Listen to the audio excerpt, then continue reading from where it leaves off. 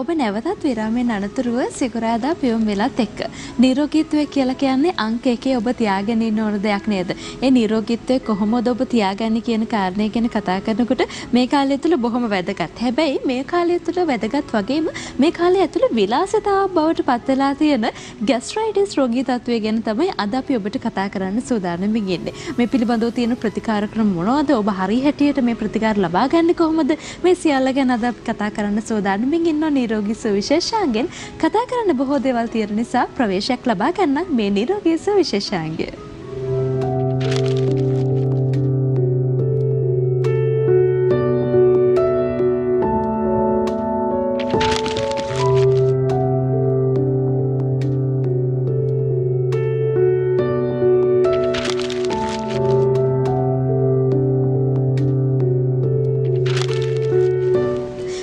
ඔබ මේ පිළිබඳව දැනුවත් කරන්නට අපි ආරාධනා කළා අප සමගින් සම්බන්ධ වෙන්නට කියලා ශ්‍රී ජයවර්ධනපුර විශ්වවිද්‍යාලයේ වෛද්‍ය පීඨයේ කතිකාචාර්ය අමාශය ආංශික සහ අක්මා රෝග පිළිබඳ විශේෂඥ වෛද්‍ය සුරජිත් ලියන්ගේ මහතාට අයිබෝන් වෛද්‍යතුමනි. හොඳයි. මේ කතාබහ මේ විදිහට ආරම්භ කරනකොට මම කිව්ව කාරණාව තමයි දැන් අර විලාසිතාව බවට පත් කරගෙන තියෙනවා. හැමෝම කියන්නේ ગેස්ට්‍රයිටිස් වෙන්නේ නැති. මේක තමයි තියෙන්නේ. මේ වෙන ලෙඩක් නෙමෙයි. මේක තමයි තියෙන්නේ. අපිම රෝගේ නිශ්චය කරන්න පටන් අරගෙන තියෙනවා. අපි කියනවා බඩ පිපුමක් තියෙනවා. ඊට පස්සේ අපිට හුස්ම ගන්න අපහසුතාවයක් තියෙනවා. මෙන්න මේ වගේ රෝගී තත්ත්ව ගොඩාක් කියන ගමන් අපි කියනවා මේක තමයි ગેස්ට්‍රයිටිස් කියලා. අපි මේක කොහොමද හරි හැටියට හඳුනගන්නේ වෛද්‍යතුමනි? ඔව්. ગેස්ට්‍රයිටිස් කියන්නේ අද සමාජයේ මම හිතන්නේ වැරදියටම අර්ථකථනය වෙන රෝගය. මොකද ગેස්ට්‍රයිටිස් කියන්නේ රෝග ලක්ෂණයක් නෙමෙයි රෝගයක්. රෝග විනිශ්චයක්. එතකොට ગેස්ට්‍රියම් කියලා කියන්නේ ආමාශයට තමයි ગેස්ට්‍රියම් කියන වචනේ පාවිච්චි කරන්නේ. ඒතර ආමාශයේ ප්‍රදාහ තත්ත්වයක්. එහෙම නැත්නම් ආමාශය රතු වෙලා ඉදිමිලා එතන රෝගී වීමක් තමයි අපි ગેස්ට්‍රයිටිස් කියලා හඳුන්වන්නේ. එතකොට බඩේ තියෙන සියලුම වේදනා සියල්ලම අපි ગેස්ට්‍රයිටිස් වලට දැමීම ඉතාමත්ම වැරදි විදිහට අර්ථකථනය කිරීමක්. දෙවෙනි දේ තමයි අර ગેස්ට්‍රයිටිස් කියද්දී පටන් ගන්න GAS වලින්. එතකොට ඒකයි වාතය ගෑස් එක අපි පටලගෙන ඉන්නවා. ඒතර මේ ගෑස් හෝ බඩ පිපුම රෝග ලක්ෂණයක් වෙන්න පුළුවන් ગેස්ට්‍රයිටිස් වල. නමුත් වෙන රෝග ගොඩක රෝග ලක්ෂණයක් වෙන්නත් පුළුවන්. ඒ ગેස්ට්‍රයිටිස් සුයි ගෑස් කියන වචනේ අතර කිසිම සම්බන්ධයක් අපි කියන්නේ බඩේ ගෑස්. එහෙම නැත්නම් මේ ગેස්ට්‍රයිටිස් කියලා එතනින් අපි කියනවා මේක තමයි රෝගී තත්ත්වය. ඔව්. ඒක වැරදි අර්ථකථනයක්. එතකොට උතන දැන් වෙන දේවල් තමයි අපේ ප්‍රධාන වශයෙන් අපි ગેස්ට්‍රයිටිස් ගත්තොත් එහෙම උදරේ ඉහළ කොටසේ තමයි ඒකේ රෝග ලක්ෂණ මතුවෙන්නේ. පහළ කොටසේ ඇතිවන වේදනා, ඉහළ කොටසේ ඇතිවන වේදනාත් වෙන රෝග විශාල සංඛ්‍යාවක් හින්දා වෙන්න පුළුවන්. මම පිළිගන්න බහුලම හේතුව තමයි අපි කියන ආමාශය සහ කුඩා බඩවැලේ මුල් කොටස අපි ග්‍රහණීය කියනවා. ඒ ප්‍රදේශයේ ඇතිවන ප්‍රදාහ තත්ත්වයන් තුවාල වගේ දේවල් සහ අපි ගලනාලේ ඇතිවන ප්‍රදාහ තත්ත්වයන් සහ තුවාලෙම අපිට රිෆ්ලක්ස් ඩිසීස් කියලා කියනවා. ඒ දෙක තමයි බහුලම සහ අපි දකින ප්‍රධානම දේ. නමුත් වෙන රෝගත් විශාල සංඛ්‍යාවක් තියෙනවා. එතකොට අපිට ඕන තරම් රෝගීන් හම්බ වෙලා තියෙනවා. ඒගොල්ලෝ ગેස්ට්‍රයිටිස් කියලා කාලයක් තිස්සේ එහෙම හිතාගෙන කියලා බෙහෙත් අරගෙන අන්තිමට බලනකොට සමහරලාට පිත්තාශය රෝග, පිත්තාශය ගල්, සරලවම පිත්තාශය ගල් වලටත් මේ වගේම රෝග ලක්ෂණ එන්න පුළුවන්. ඒ වගේ රෝග තියෙන්න පුළුවන්. අග්න්‍යාශය කියලා අවයවයක් තියෙනවා. ඒකේ රෝග, බඩවැල් වල රෝග, ඒ වගේ තව අපේ උදර කුහරේ විශාල ඉන්ද්‍රියන් සංඛ්‍යාව තියෙන ඕනම ඉන්ද්‍රියක රෝග ලක්ෂණයකට බඩේ වේදනාවක් ඇති වෙන්න පුළුවන්. ඒ සියල්ලත් එක්කම දැන් අපි කියනවා හරි. දැන් මේ රෝගී තත්ත්ව ටික අපිට තියෙනකොට අපි නිශ්චය කරගන්න උත්සාහ කරනවානේ මෙන්න මේක තමයි ગેස්ට්‍රයිටිස් රෝගී තත්ත්වය. මේක තමයි අපිට ඇති වෙලා තියෙන කියන කාරණාවත් එක්ක. හැබැයි හුඟක් දෙනෙක් හිතන්නේ නැහැ Tamanගේ තියෙන පුරුදුත් එක්ක Taman අරගෙන යන ජීවන රටාවත් එක්ක මේකේ වැඩිපුර ඵලදායීතාවය අපි දකින්න තියෙනවා කියන කාරණේ. ඒ නිසා අපි මතක් කරපුවා දැන් අපි සමහර විට අපි ගන්න කෙටි කෑම නිසා වෙන්න පුළුවන්කම තියෙනවා. අපිට කන්න වෙලාවක් නැතිකම හින්දා වෙන්න පුළුවන්. අපි එතකොට හිතනවා හරි මේ නිසා තමයි මේක ඇති වෙලා තියෙන්නේ. එතකොට අපි මතක් කරමු වෛද්‍යතුමනි හරියටම කොහොමද මේ ગેස්ට්‍රයිටිස් රෝගී තත්ත්වය හැදෙන්නේ? එහෙම නැත්නම් මේකට මුල් වෙලා තියෙන තත්ත්වයන් මොනවද කියන කාරණා. ඒ ප්‍රශ්න උත්තර දෙන්න කලින් මම පොඩ්ඩක් කියන්න කැමතියි. දැන් අපි ગેස්ට්‍රයිටිස් දැන් අපි කතා කරන්නේ එතකොට අර මම කියපු රෝග ලක්ෂණය ගැන නෙමෙයි ગેස්ට්‍රයිටිස් රෝගය ගැන. එතකොට අපි මුලින්ම කරන්න ඕන දේ තමයි ગેස්ට්‍රයිටිස් රෝග ලක්ෂණය ગેස්ට්‍රයිටිස්ද වෙන මොන හරි රෝගයක්ද කියලා සැකහැර දැනගන්න එක. ඒක තමයි අපේ ප්‍රේක්ෂකයන් දෙන වැදගත්ම පණිවිඩය. පළවෙනිම දේ තමයි බහුලවම එන්නේ අපේ ඉහළ උදරේ ඉහළ කොටසේ දැවිල්ලක් සහිත වේදනාකාරී තත්ත්වයක් තමයි බහුලවම ગેස්ට්‍රයිටිස් කියන රෝග ලක්ෂණයට එන්නේ. ඒකට බඩේ පිපුමකට වැඩිය. එතකොට මේ වේදනාකාරී තත්ත්වයට ඇත්තටම අපි ප්‍රධානම හේතු සාධක දෙකක් අපි බලනවා. එකක් තමයි හෘදයාශ්‍රිත රෝග. හෘදයාබාධ වලටත් මේ වගේම වේදනාවක් එන්න පුළුවන්. එතකොට ඒකින්ද විශේෂයෙන් හෘදයාබාධයක් හැදීමට අවදානමක් වැඩි පුද්ගලයන්, වයස වැඩි පුද්ගලයන් අලුතෙන් ඇතිවෙච්ච ඉහළ උදරයේ වේදනාව ગેස්ට්‍රයිටිස් කියලා හිතන් ඉන්න එක ඉතාමත්ම භයානකයි. ඒකට වෛද්‍යවරයෙක් හම්බ වෙලා ඒක අපි පරීක්ෂණයක් හෝ වෛද්‍යවරයාට කතා කරන් බොහෝ දුරට අපිට තේරෙනවා පරීක්ෂණ කරන්න අවශ්‍ය නැති වෙන්න ඉඩ තියෙනවා. නමුත් ඒක කවුරු හරි වෛද්‍යවරයෙක් එක්ක කතා කිරීම ඉතාමත්ම වැදගත්. සමහර විට අපි ગેස්ට්‍රයිටිස් රෝගී තත්ත්වයට කියලා බෙහෙත් ගන්නවා. හැබැයි අපිට තිබිලා තියෙන්නේ තවත් දරුණු ගණේ රෝගී තත්ත්වයක් වෙන්න පුළුවන්කම දෙනවා. එතන තමයි භයානකකම තියෙනවා. මංගාවට එන ગેස්ට්‍රයිටිස් කියන රෝගීන්ගෙන් අපි 10 දෙනෙක්ගෙන් එක්කෙනෙක් විතර ගත්තොත් එහෙම අන්තිමට හෘදය වස්තුවේ හෘදයාබාධයක් හින්දා තමයි ඒක වෙන්නේ. ඉතින් අපි අන්තිමට හෘදය පිළිබඳ විශේෂඥ වෛද්‍යවරයෙක් ගාවට ගිහලා අන්තිමට ඒගොල්ලොන්ට ස්ටෙන්ට් දාලා බයිපාස් කරලා එහෙම කරලා ඕන තරම් රෝගීන් මට හම්බ වෙනවා. අවුරුදු ගාණක් හිටන් ඉන්නේ ગેස්ට්‍රයිටිස් කියලා. ඒකට ඒක තමයි පළවෙනිම දේ කරන්න ඕන දේ. මොකද දැන් ગેස්ට්‍රයිටිස් රෝගය හින්දා අපේ ජීවිතයට ඉමීඩියට් තර්ජනයක් නැහැ. නමුත් හෘදය වස්තු ආබාධයක් කියන්නේ ඒක ජීවිතයට ඉමීඩියට්ලි අනතුරක් තියෙන රෝගයක්.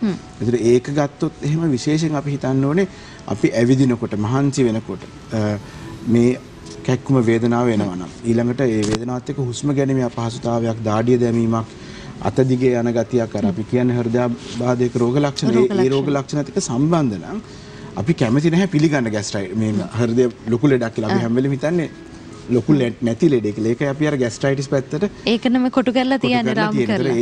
ඒ දේ තමයි මට දෙන්න තියෙන ප්‍රධානම පණිවිඩය. අනිත් පැත්තට දැන් අපි අර අහපු ප්‍රශ්නට පිළිතුර ගත්තොත් ગેස්ට්‍රයිටිස් රෝගයට හේතු සාධක ගණනාවක් තියෙනවා. ලෝකෙම ගත්තොත් දැනට ප්‍රධානම හේතු සාධක විදිහට සලකන්නේ බඩේ ඇතිවන විස බීජයක්. හොඳයි. අපි මේ සම්බන්ධයෙන් කතා කරමු. දුරකථන මුතුමක් අපිට ඇවිල්ලා තියෙනවා. සරත් මහත්මයා ආයිබෝවන්. ආයිබෝවන්. හොඳයි. ඔබේ ගැටලුව ඉදිරිපත් කරන්න. මම මේ බෙහෙත් බොනවා මේ ගෑස්ට්‍රික් එකට. ඉතින් මේ දැන් අවුරුද්දකට වැඩිය බොනවා. ඔව් දැන් මේ බඩ පිපෙන ගතිය එනවා මේ මොනවා. ඊට පස්සේ මේ එක පැත්තක් නිකන් ගැහෙනා වගේ ගතියක් තියෙනවා. ඒකටත් මං ගිහිල්ලා පරීක්ෂණ කරලා බැලුවා. මේ ඒකෙන් මොකොත් නැtei කියලා කිව්වේ. මේ නිකන් එතන නටන ගතියක් තියෙන නිකන් මාස් නටන ගතියක් වම් පැත්තේ. හොඳයි. අපි බලමු මේ කොහොමද වෙන්නේ. දැන් මේ මහත්මයාට ප්‍රධාන විදිහට මට තේරුණ විදිහට ප්‍රධානම රෝග ලක්ෂණයක් කිව්වේ බඩ පිපෙන එක. ඒකට බඩ පිපීම ગેස්ට්‍රයිටිස් වලට පමණක් වෙන රෝගයක් අපි රෝග ලක්ෂණයක් නෙමෙයි. එතකොට මේ බඩ පිපෙන සහ වාතය ඉහළට යෑම ඒකට හේතු සාධක ගණනාවක් තියෙන්න පුළුවන්. ඒතර ગેස්ට්‍රයිටිස් කියලා ඒකට අපි බෙහෙත් ගත්තාම ඒකට අඩු වෙන්නේ නැත්නම් ඒකත් තවත් හොඳම හේතුවක් අපිට හිතන්න මේක වෙන රෝගී තත්ත්වයක් වෙන්න පුළුවන් කියලා. එතකොට බඩ පිපුම ගත්තොත් එහෙම අපේ ඉහළ ආහාර මාර්ගයේ බඩ පිපීමක් ඇති වෙන්න පුළුවන්. ඒක ગેස්ට්‍රයිටිස් එක්ක සම්බන්ධ වෙන්න පුළුවන් සහ වෙනත් හේතු සාධක තියෙනවා. ඊට අමතරව පහළ බඩවැල් වල බඩ පිපීම හෝ බඩවැල් ඩිස්ටෙන්ඩ් වීම, පහළ බඩ සහ පහළින් වාතය පිටවීම වැඩි වීම, ඒ වගේ රෝග ලක්ෂණ බොහෝ විට මහ බඩවැලේ සමහර විට රෝගයක් නොවී සිදුවෙන වෙනත් ක්‍රියාත්මක වීමේ අපහසුතාව නිසා වෙන්න පුළුවන්, මලබද්ධය නිසා ඇති වෙන්න පුළුවන්, බඩේ ඉන ශුද්‍ර ජීවීන්ගේ අසමතුලිතකම් නිසා ඇති වෙන්න පුළුවන්. ඒ වගේ හේතු ගණනාවක් තියෙනවා බඩ පිපුම ඇති වෙන්නේ. ඒක ગેස්ට්‍රයිටිස් මම එක කලිනුත් පැහැදිලි කරේ ගෑස් සහ ગેස්ට්‍රයිටිස් අතර කිසිම සම්බන්ධයක් නැහැ. මේ වචන දෙක අපි බොහෝ විට පටලවගෙන ඉන්න දෙයක්. ඔබටත් කතා කරන්න පුළුවන්කමක් තියෙනවා අපිට 0115 299 299 කියන දුරකථන අංකය විවෘත වෙලා තියෙනවා.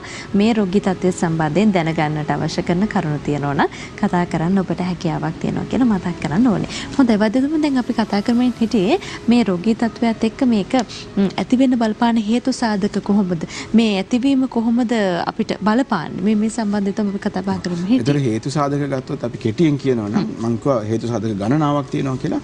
ප්‍රධාන වශයෙන් අපි ලෝකෙම ගත්තොත් එහෙම බැක්ටීරියාවක් තියෙනවා. හෙලිකෝබැක්ටර් පයිලෝරයි කියලා. ඒ බැක්ටීරියාව තමයි ગેස්ට්‍රයිටිස් රෝගයට ලෝකෙ වැඩිම බහුලතම හේතුව. ලංකාවේ එච්චර මෙම ඒ බැක්ටීරියා බහුල නැහැ. කෑමෙන් අපිට ඇඟට එන එකක්. ඊට අමතරව මානසික ආතතිය බලපානවා. ස්ට්‍රෙස් කියලා අපි කියන්නේ. ඊළඟට අපේ ජීවන රටාවේ වෙන හදිසි වෙනස්කම්. ඒක මානසික ආතතියට බලපාන. අනිත් පැත්ත තමයි අපේ ආහාර පුරුදු. ඒතර ආහාර පුරුදු බලපාන්නේ අපි කෑම කියන්නේ දැන් අපි ગેස්ට්‍රයිටිස් ගත්තොත් එහෙනම් ગેස්ට්‍රයිටිස් කියන රෝගය සහ ඒ ආශ්‍රිත රෝග ලක්ෂණ බඩේ අපහසුතාවය ඇතිවීමට ආහාර වලින් ලොකු බලපෑමක් වෙනවා. මොකද ඒකට හේතුව අපි ගන්න ආහාර වලින් බඩ අපි ඒකට ඉංග්‍රීසියෙන් කියන්නේ ඉරිටේට් වෙනවා කියලා. බඩ පොඩ්ඩක් අපහසුතාවයකට පත් වෙනවා. ඒතර ඒ ඉරිටන්ට් ෆුඩ්ස් එහෙම අපහසුතාවයට පත් වෙන කෑම වර්ග එක පුද්ගලයාට වෙනස්. ඒතර ඒ වගේ ආහාර වර්ග වලට එනවා. ඒක අපි ඇත්තටම ඒ අදාළ පුද්ගලයා හොයාගන්න ඕනේ මොන ආහාර වලටද කියලා. ඒ සියල්ලත් එක්කම කතා කරන්න ඕනේ. ඊට කලින් දුරකථන තුමක් තියෙනවා. මදුෂිකා අයිබෝවන් සුබදස්සනක්. දුරකථනේ ඉන්නව නේද? හරි. දුරකථන විසන්දි වෙලා තියෙන කතා කරන්න පුළුවන්කම තියෙනවා 0115 299 299 කියන දුරකථන අංකය විවෘත වෙලා තියෙනවා. හොඳයි. දැන් අපි කතා කරමින් හිටියේ කොහොමද මේ ආහාරත් එක්ක අපිට මේ සඳහා වෙනසක් එකතු කරගන්න පුළුවන්කම තියෙන කියන කාරණේ. එතකොට මම කියේ ඒ අපිට අපහසුතාව වැඩි වෙන ආහාර එක එක පුද්ගලයා මත වෙනස් වෙනවා. ක්ෂණික ආහාර වලට පුරුදු වෙලා තියෙනවා. ක්ෂණික ආහාර එතකොට අනිත් පැත්තට ගත්තොත් කෘත්‍රිම ද්‍රව්‍ය. අතර කෘත්‍රිම කියන එක ඒකත් රටින් රටට වෙනස්. දැන් උදාහරණයක් විදිහට චීනයේ පුද්ගලයෙකුට ඒගොල්ලෝ පරම්පරා ගණනාවක් තිස්සේ ගන්න ආහාර. හොඳම උදාහරණයක් සෝයා සෝස්. ඒ වගේ දේවල් අපිට අපේ ජානමය පද්ධතියට අපිට පුරුදු දේව නෙමෙයි. අනිත් පැත්තට දැන් අපි පාම් පිටි, තිරිඟු පිටි ආශ්‍රිත ආහාර බටහිර රටවල් වල පුද්ගලයන්ට පුරුදු ඒගොල්ලෝගේ ප්‍රධාන ආහාර වේල්. නමුත් ලංකාවේ පුද්ගලයන්ට තිරිඟු පිටි ආශ්‍රිත ආහාර අපිට අපි අවුරුදු අපේ පරම්පරාවලින් අපේ ජාන වලින් අපිට ඊතරම් මම කියන්නේ ඒක නරකයි කියන එක නෙමෙයි මම කියන්නේ. ඒකෙන් අපහසුතාවය වැඩි වෙන යම් කිසි පුද්ගලයන් සංඛ්‍යාවක් ඉන්නවා. අපිට ඒ ආදාළ කෑම වලට අපහසුතාවයක් එනවා නම් කරන්න තියෙන හොඳම දේ ඒ කෑම අඩුවෙන් ගැනීම තමයි. ඔව් ඒ සියල්ලත් එක්කම දැන් දුරකථන මුතුමක් අපිට ඇවිල්ලා තියෙනවා. මල්ලිකා මහත්මිය අයිබෝවන්. අයිබෝවන්. හරි ඔබේ ගැටලුව ඉදිරිපත් කරන්න. මට මට ගෑස්ට්‍රික් ඩොක්ටර් කෙනෙක් කැමරාවක් හුවරේ කටින් දැම්මා දාලා බලනකොට ගෙඩි තිබුණා. ඒක රිපෝට් එකක් තියෙනවා. නමුත් දැන් ආයෙත් එන්න කිව්වා මට කැමරාව දාන්න මට ඉතින් සල්ලි නැහැ එම යන්න. ඉතින් ගෑස්ට්‍රික් ගෙඩි වලට මම ඉතින් මේ ෆාමසි එකකින් බෙහෙත් ටිකක් ගත්තා. ඒක අපි මොනවද කරන්න ඕනේ ડોක්ටර්?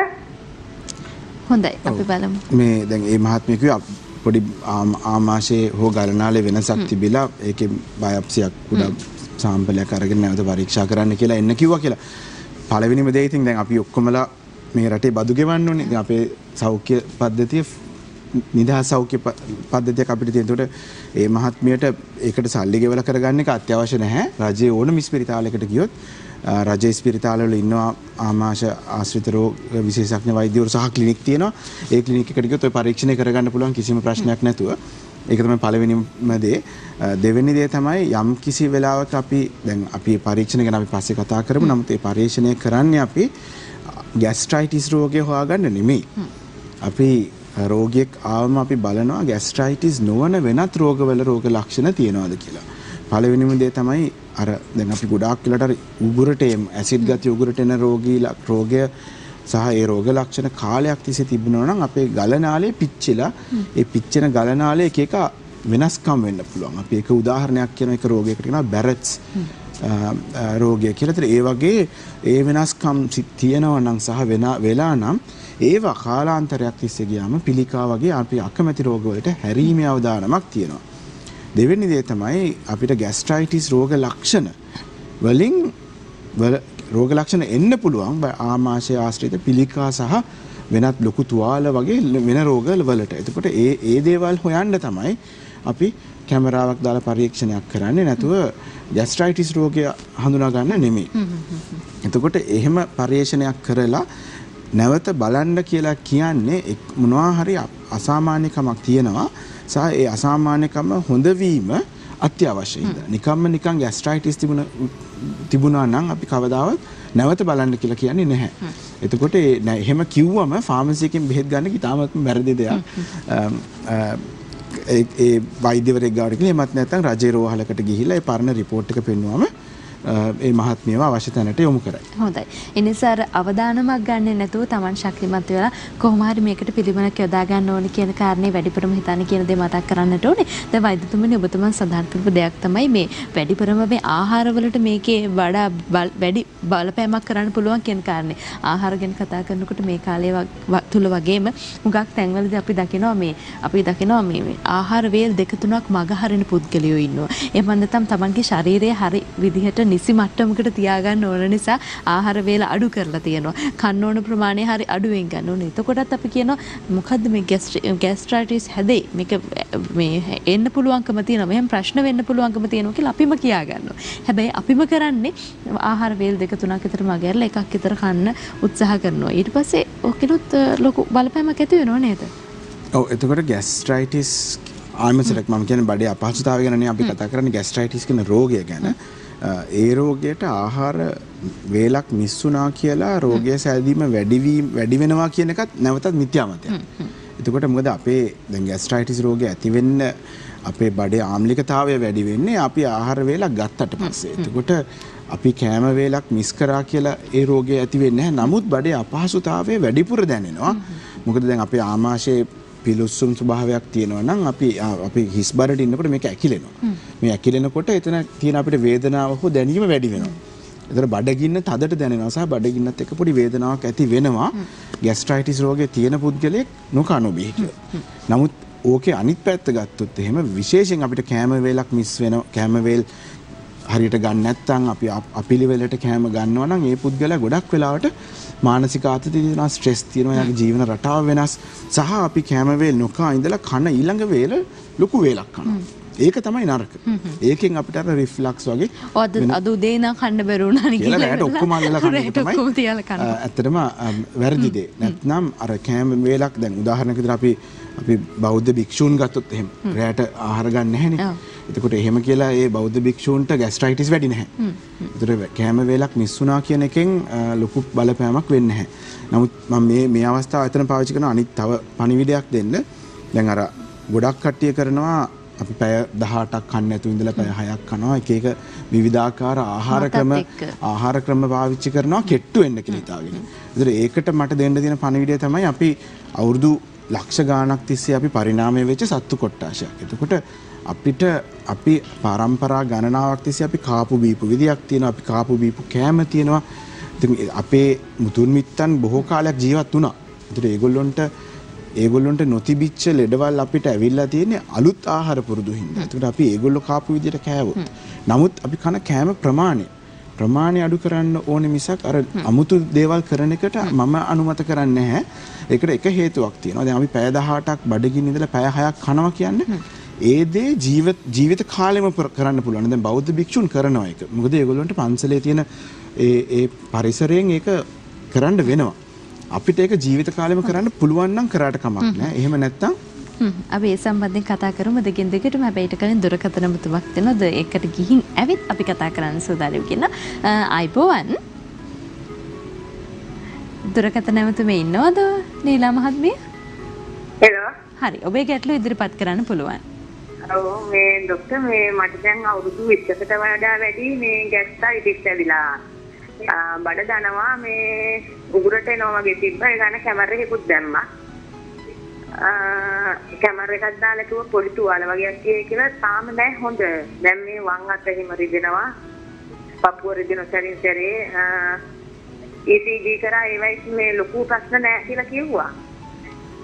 තාම හොඳ නැති එක තමයි ඔක්කොමට. හරි. එතකොට දැන් අපි ආම්ලිකතාවය අඩු වෙන තමයි බෙහෙත් දෙන්නේ තුවාල හොඳ වෙනකොට ඒ තුවාල හොඳ වුණාට පස්සෙත් රෝග ලක්ෂණ තියෙනවා නම් දිගින් දිගටම අපි සහ දැන් මේ මහත්මිකේ බඩේ දැවිල්ල ආශ්‍රිත රෝග ලක්ෂණ සහ ඉහළට එන ගතිය රෝග ලක්ෂණ. එතකොට ඊළඟට කරන්න තියෙන්නේ තමයි අපි ආහාර පුරුදු. පුළුවන් තරම් අර මං කිව්වා විදිහට අපි කෘත්‍රිම ආහාර, පාන් පිටි ආශ්‍රිත ආහාර අඩු කිරීම, කෑම කන වේල ප්‍රමාණය අඩු කිරීම, ඊළඟට පොඩ්ඩක් අපේ ශරීරයේ ස්ථූලභාවය තියෙනවා නම් ඒකෙන් අඩු කර ගැනීම, ඒ වගේ පුරුදු හදාගෙන අපිට උත්සාහ කළ බලන්න පුළුවන් රෝග ලක්ෂණ අඩු වෙනවද කියලා. ඊළඟට එහෙමත් නැත්නම් අපේ ආහාර මාර්ගයේ තියෙන සංවේදීකම වැඩි වෙන රෝග තියෙනවා. ඒක ગેස්ට්‍රයිටිස් රෝගයත් එක්ක සම්බන්ධයි. එතකොට වෙන්නේ අපේ තියෙන ස්නායු වල ආහාර මාර්ගයේ තියෙන ස්නායු වල සංවේදීකම වැඩි වෙනවා. නම් උදාහරණයක් විදිහට ගත්තොත් එimhe අපේ කොහෙර තැනක අපි හයියෙන් කොහෙර ගැහුවොත් එහෙම අපි අතේ තුවාල නොවුන සමහර වෙලාවට හැම අල්ලුවම රිදෙන වෙලාවල් තියෙනවා. අපි දකින රතු පාටට ඉතුරු වෙන දෙනවා සහ එහෙම නැතුවත් සමහරට අපි ඇල්ලුවම රිදෙන වෙලාවල් තියෙනවා. අපිට අන්න ඒ වගේ තමයි අපේ ආහාර මාර්ගයත් සමහර වෙලාවට සංවේදීකම වැඩි වෙනවා. ඒත් ඒ වගේ වෙලාවට රෝග ලක්ෂණ දිගින් දිගටම තියෙනවා. නමුත් අර රෝගය සුව වෙලා.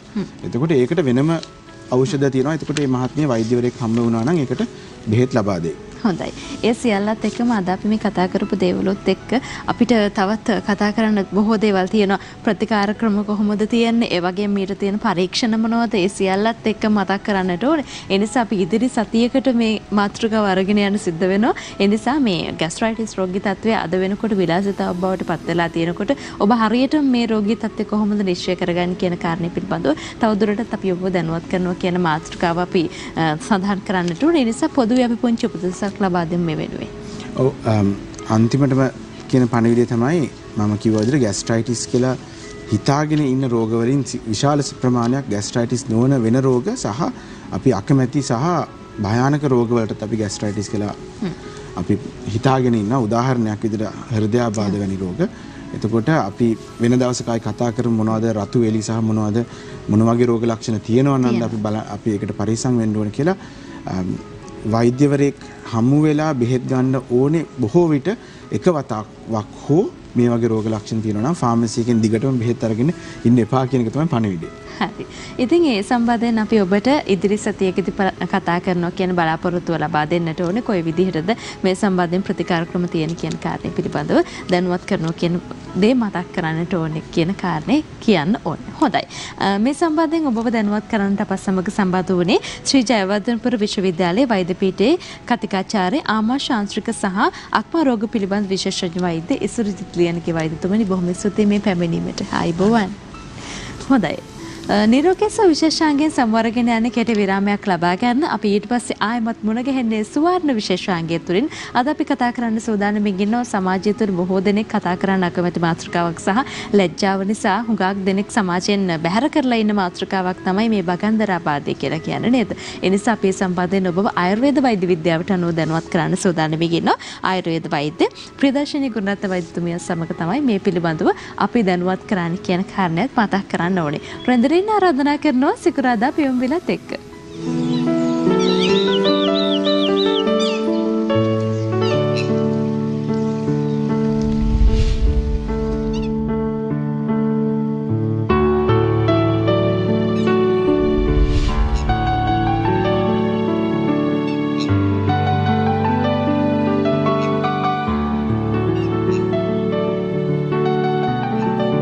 දිනපතා අලුත් වීඩියෝ සහ ප්‍රවෘත්ති නැරඹීමට ඉහත බටන් එක ක්ලික් කර සියත TV subscribe කරන්න.